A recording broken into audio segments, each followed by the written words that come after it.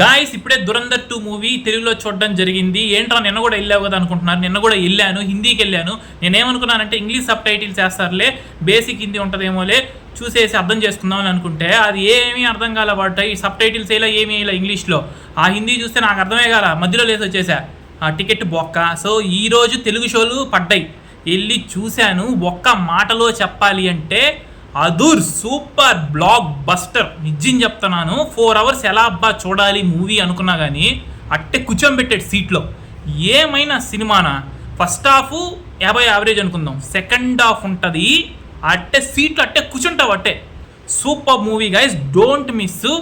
ఈ మూవీలో డిమానిటైజేషన్ ఎందుకు చేశారు అన్నీ తెలుస్తాయి మీకు. ఆ పాకిస్తాన్ ఇండియా కుట్రలేంది, స్పై మొత్తం తెలుస్తుంది. ఎక్సలెంట్గా ఉంటుంది.